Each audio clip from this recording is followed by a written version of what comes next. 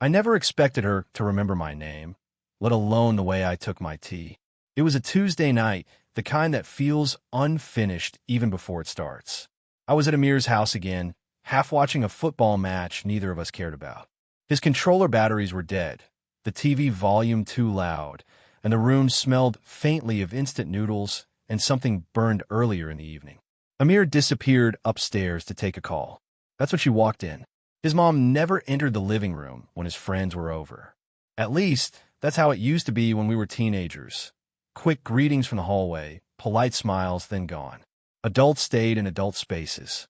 But lately she lingered. She carried a tray with 2 cups of tea. Steam curled slowly toward the ceiling fan.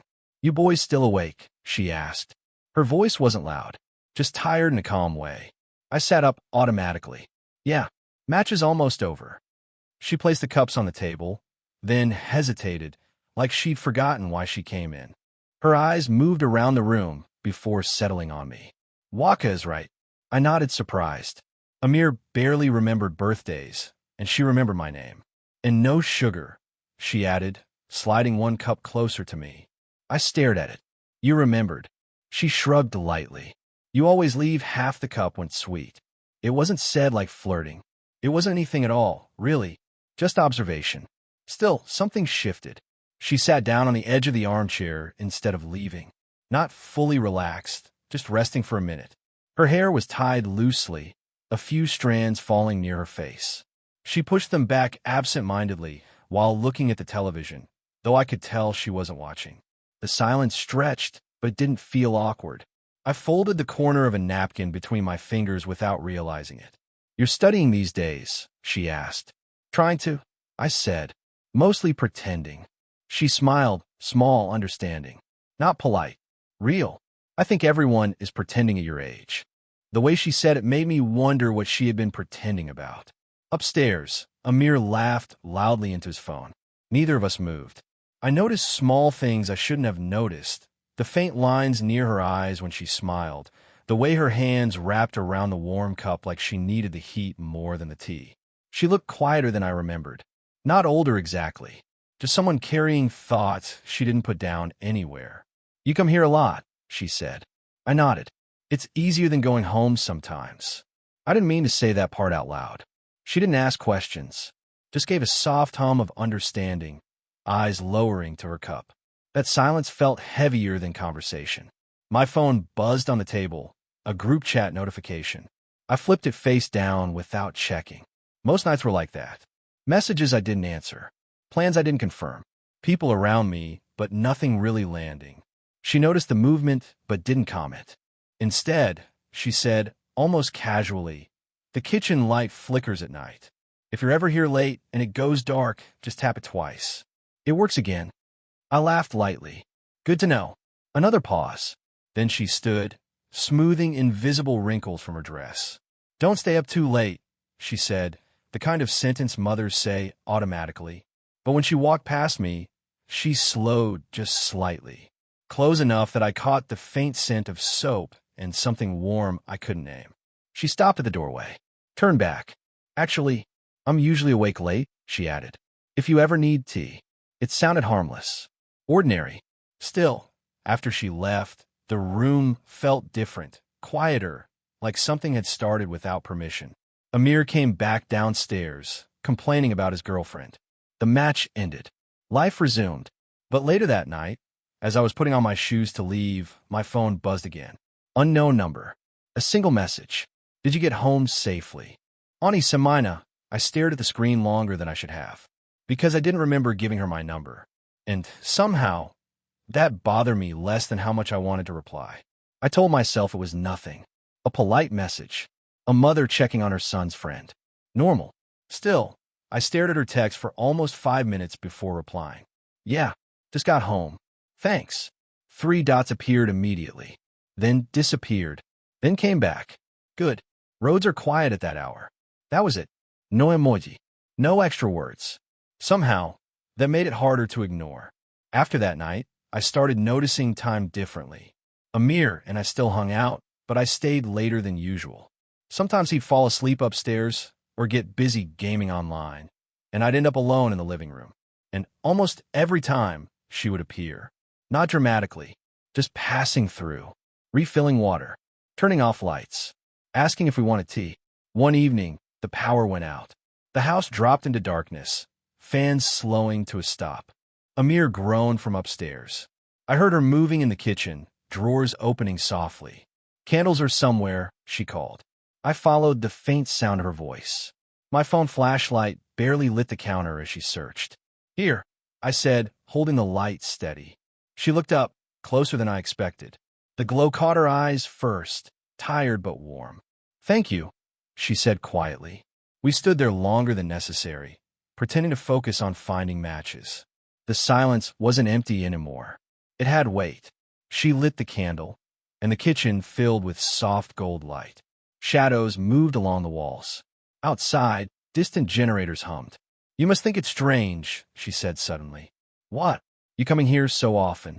I shrugged. "It's peaceful." She smiled faintly. "That's not a word young people usually use." I leaned against the counter. "Home's loud. Everyone's busy being disappointed about something." The words slipped out before I could filter them. She didn't react right away. Just stirred her tea slowly, spoon tapping the cup. "I understand that," she said after a moment. When my husband left, the house got very loud too. I blinked. Amir had never mentioned his parents separating. She said it casually, like it had already aged inside her. "At first," she continued, "you think silence will hurt. Then one day you realize silence is the only place you can breathe." Her eyes stayed on the steam rising from her cup. I didn't know what to say, so I didn't say anything.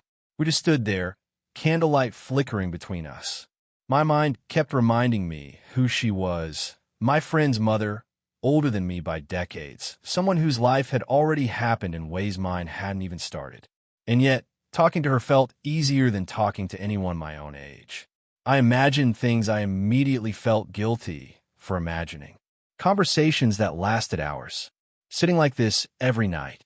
Her laughing at something only I understood. I pushed the thoughts away. She handed me a cup of tea.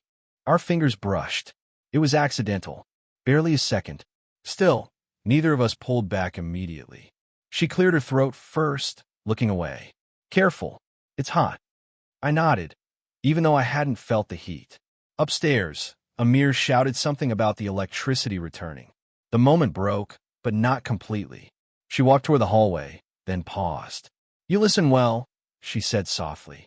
"Most people just wait for their turn to talk." I laughed awkwardly. I don't always know what to say. She looked at me, not amused, not maternal, just seeing. "I think you say more than you realize." I don't know why that moment stayed with me. Maybe because it felt like someone finally saw me. After the blackout night, I tried to act normal. I really did. I arrived later, sat farther from the kitchen, checked my phone more often than necessary, told myself the attention I was giving her meant nothing, just habit, just comfort, just someone kind in a quiet house. But habits notice when they're missing. One evening, she didn't come downstairs at all. No tea, no passing footsteps, no soft questions asked from the hallway. The living room felt strangely unfinished. "Mom's been tired lately," Amir said casually, eyes glued to his screen. "Work stuff. And my aunt keeps calling about marriage proposal for her again." I laughed automatically, but something tightened in my chest. Marriage proposals. The idea set wrong somehow.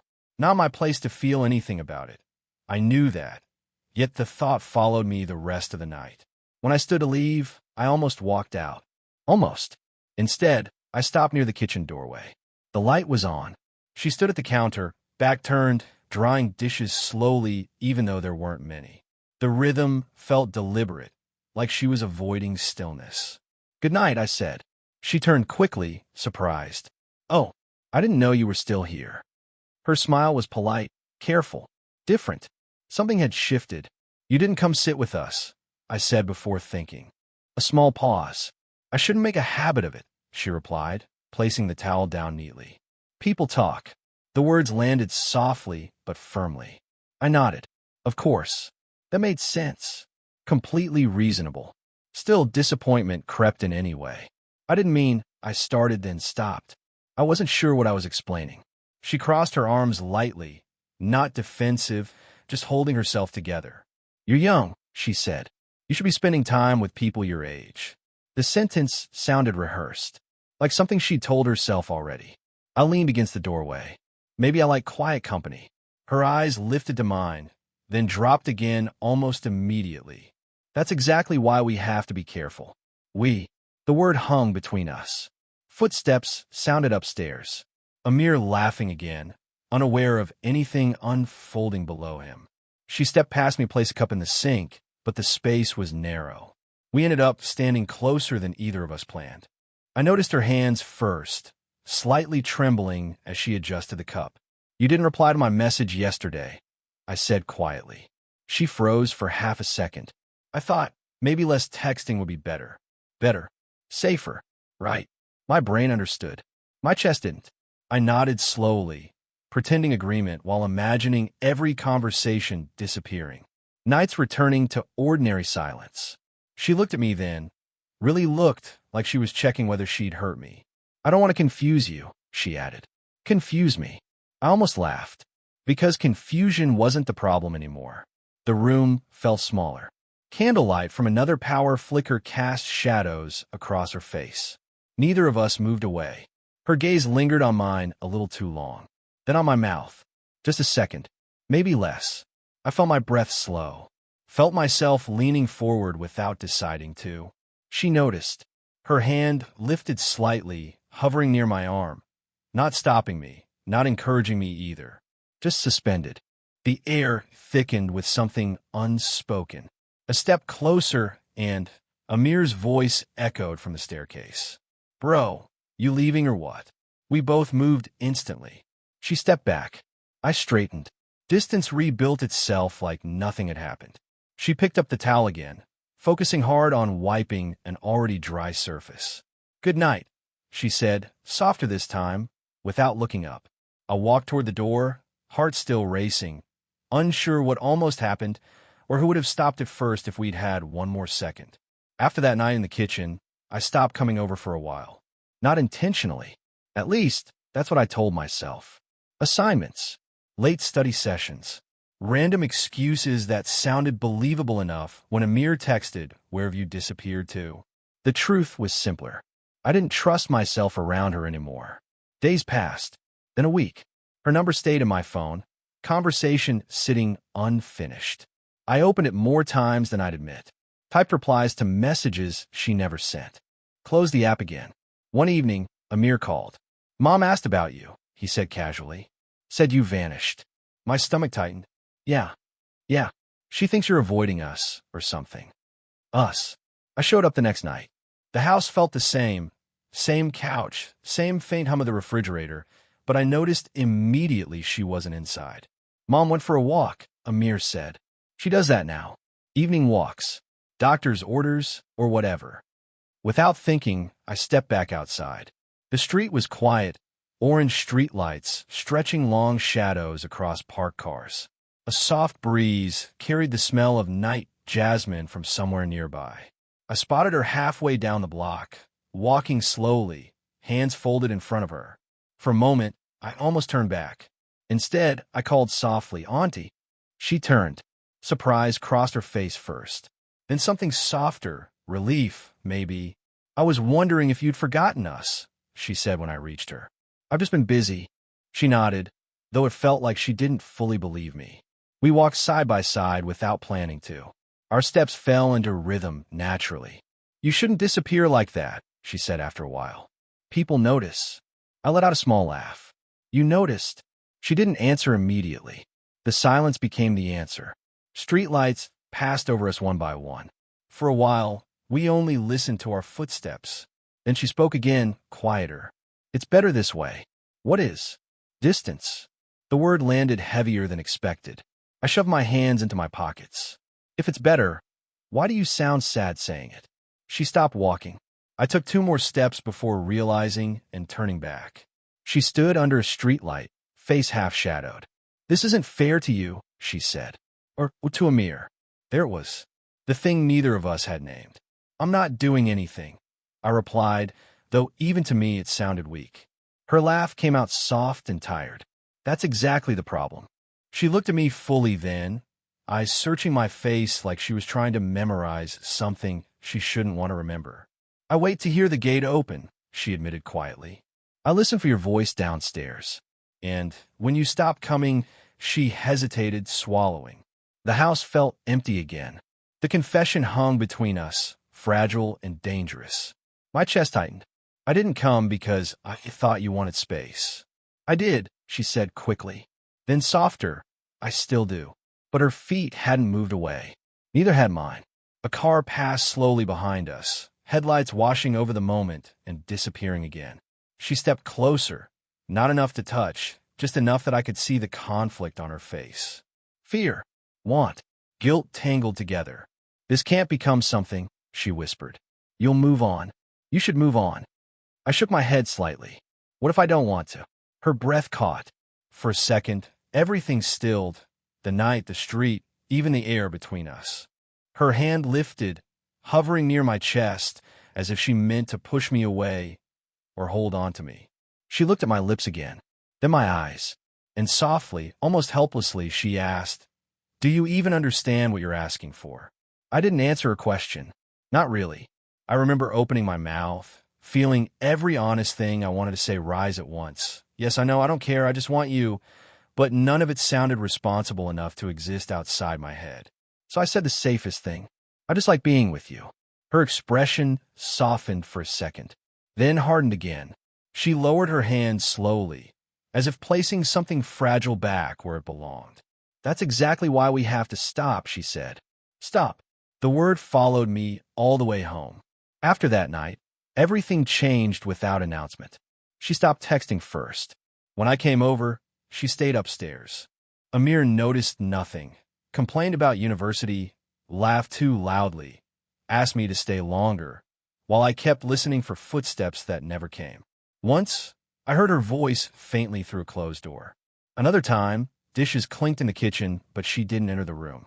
It felt deliberate, careful distance, like she was protecting both of us from something already alive. I told myself I understood. I told myself this was maturity. But understanding didn't make the absence easier. One afternoon, Amir mentioned it casually. "Mom's meeting someone," he said, scrolling through his phone. "My aunt introduced her. Some bank manager guy." The sentence landed strangely. "Oh," I said, pretending neutrality. "Yeah, first time she agreed to meet anyone since Dad left." Since Dad left. I realized how little I actually knew about her life outside those quiet conversations. I knew her tea habits, her evening walks, the way she listened, but not the years she lived before I existed. That night, I didn't stay long. Outside, I sat in my car for several minutes before starting the engine. I imagined her getting ready for dinner with someone else, adjusting her scarf, checking her reflection, smiling politely across a restaurant table. The image shouldn't have bothered me. It did. I stopped visiting altogether after that. Days turned into weeks. My routine filled itself with noise again. Friends, lectures, late night scrolling. Conversations that felt loud, but empty. I typed messages to her more than once. "Hope your meeting went well." Deleted. "Haven't seen you in a while." Deleted. "I miss talking to you." Definitely deleted. Instead, silence grew comfortable enough to hide inside. One evening, Amir sent a photo in the group chat, birthday cake on the dining table. I noticed immediately. She was in the background, smiling, standing beside a man I didn't recognize. My thumb hovered over the screen longer than it should have. I opened her chat window again. The last message still read, "Did you get home safely?" Weeks old now. I started typing. Stopped. Locked my phone. I didn't feel heartbroken. I felt paused, like life forgot to finish the sentence. Later that night, I drove past Amir Street without planning to. The house lights were on, curtains half open, warm, ordinary life happening inside. I slowed near the gate. For a moment, I considered parking, walking up, ringing the bell, pretending nothing had changed. Instead, I kept driving.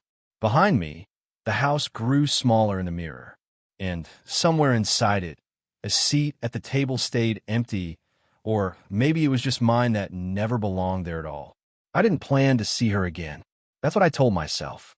Life had resumed its normal rhythm. Lectures, late nights, pointless scrolling, conversations that started and ended without meaning much. Weeks passed. The sharpness faded into something duller. Then Amir called one afternoon. "Can you come by? Need help moving some stuff. Mom's reorganizing the house again." I almost said no. Instead, I heard myself agree. The house looked the same, but lighter somehow. Windows open. Furniture slightly rearranged. Small changes only someone who lived there would notice. Amir dragged me upstairs almost immediately to help move a desk.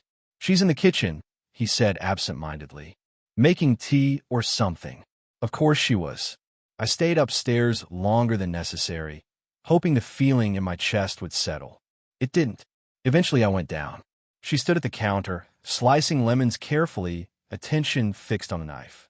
For a moment, I thought about leaving quietly before she noticed me. Then she looked up. Surprise flashed across her face. Not shock, not discomfort, just recognition.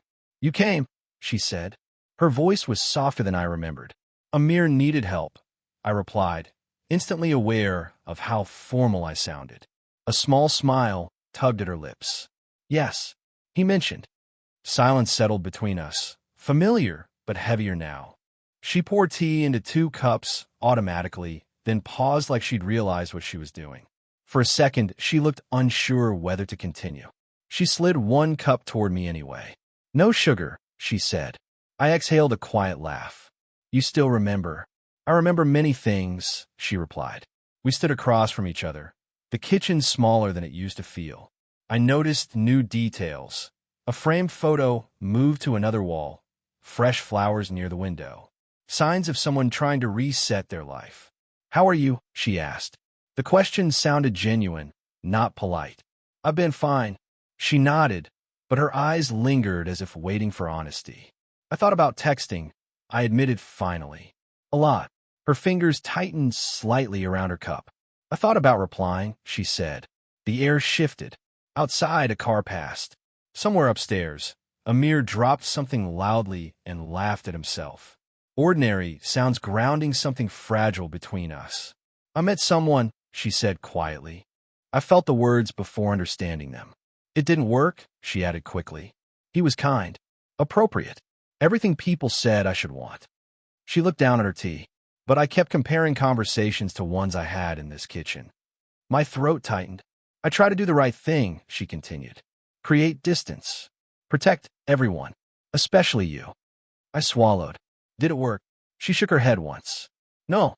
The honesty landed gently, without drama. I stepped closer, not touching her yet. "I don't know what this is supposed to be," I said. "I just know pretending it doesn't matter felt worse." Her eyes searched mine, cautious, afraid, hopeful all at once. "You'll grow," she said softly. "Your life will change. I don't want to become something you regret." "Maybe," I answered, "but avoiding you already feels like regret." The word surprised even me. She let out a slow breath, shoulders lowering as if a wall she'd been holding up finally grew too heavy. For a moment, neither of us moved. Then her hand rested lightly on my wrist. Not romantic, not maternal, just human, warm, steady. "You understand this won't be simple," she said. "I know." Another pause. She studied my face one last time, like confirming something quietly within herself. Then she nodded, a small, accepting nod. "Okay," she said. And for the first time, the silence between us didn't feel like something we were avoiding. It felt like something we had chosen together. Tom didn't rush us. Nothing dramatic happened after that night in the kitchen. No sudden declarations. No requisitions. Just small adjustments. I still came over to Amir's house, but now it wasn't accidental. Sometimes I arrived early to help fix something broken. Sometimes I stayed after he left to meet friends. Slowly, quietly, my presence stopped feeling temporary. People adapt faster than you expect. Amir joked that I practically lived there. His aunt stopped, raising curious eyebrows. Neighbors nodded at me like I belonged on the street. And somehow, life arranged itself around us without ever announcing what we were. Months passed. The evening walks became ours. At first we kept distance, a careful step apart, conversations about safe topics, work, weather, groceries, the price of lemons. But honesty has a way of returning once it's allowed inside. She told me stories about her 20s, dreams she'd abandoned without realizing. I told her about fears I never said out loud to friends my age. We didn't try to define anything. We just kept showing up. One morning, I stopped by before university. The clock on the kitchen wall read 8:47 a.m. She stood at the counter pouring tea into her thermos, sunlight falling across her shoulders. "You're early," she said without turning. "You're predictable," I replied. She smiled to herself. My cup waited beside the kettle, black coffee already made. No questions asked. It felt strangely intimate, these routines we built piece by piece. Not passion, not secrecy, just familiarity settling into place like furniture that finally fits the room. Sometimes doubt still visited. A look from stranger. A passing comment about age. The awareness of how unconventional we must seem from the outside. But inside the quiet of ordinary days, those worries softened. We learned each other's silences. Some evenings we said very little, sitting on the back steps watching the sky change colors. Her shoulder would rest lightly against mine. My hand would find hers without ceremony. Nothing rushed, nothing hidden, just two people choosing again and again to stay. One night, months later, Amir fell asleep during a movie upstairs. The house settled into familiar calm. She handed me a cup of tea and sat across from me at the kitchen table, the same place everything had almost ended before it began. "You know," she said thoughtfully, "I used to think life only gave you one real chance at happiness." I waited. She looked at me, eyes softer than they'd ever been. "Turns out it sometimes arrives late when you've stopped expecting it." I didn't answer right away.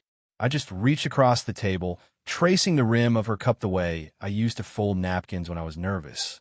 Some habits stay. Some change meaning. Outside, the street lights turned on, the same quiet glow from the night we first walked together. Nothing felt forbidden anymore. Just earned. Just ours. Later, as I prepared to leave, she walked me to the door like always. No urgency to hold on. No fear of goodbye. Because tomorrow existed. And the day after that. She squeezed my hand lightly before letting go. "Drive safe," she said. The same words she'd texted me months ago. I smiled. "You'll ask anyway." She laughed softly. And as I stepped into the night, I realized the feeling wasn't excitement or relief. It was peace. The kind that comes when love stops trying to be extraordinary and simply becomes home. Did this story stay with you? What kind of quiet, real love stories do you want to hear next?